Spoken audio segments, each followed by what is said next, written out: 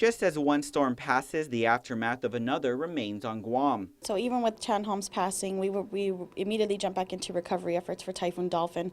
All of these efforts were not forgotten for recovery from that first typhoon. Guam Homeland Security Public Affairs Officer Jenna Gamindi says once Guam was given the all clear from Chan-Hom, focus immediately shifted back to recovery mode for Typhoon Dolphin, which struck the island less than 2 months ago with winds exceeding 100 miles per hour, causing hundreds of families to seek emergency shelter. So our FEMA officials that arrived here for recovery efforts came back to work today, Monday, right after the storm's passing. Sunday, July 5th, was the deadline to submit requests for public assistance from the different government agencies and private nonprofit organizations that were potential applicants for public assistance. The July 5th deadline is part of the presidential declaration for a major disaster issued last month for Guam. The approval specifically covers the request for hazard mitigation and public assistance, which includes emergency work and the repair or replacement of disaster-damaged government facilities.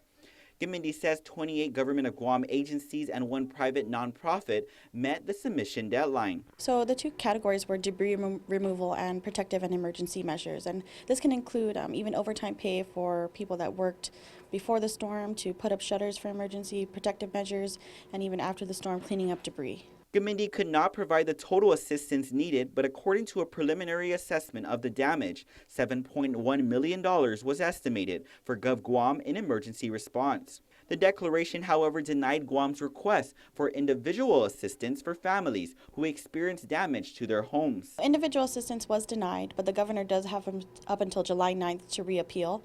So Guam Homeland Security worked closely with FEMA officials to go out and do revalidation or reassessments throughout the northern villages and try to gather all of that information for the governor's office. And it's now with the governor for his recommendation for reappealing. Governor Eddie Calvo, in an interview last month, did indicate he would move forward with the appeal.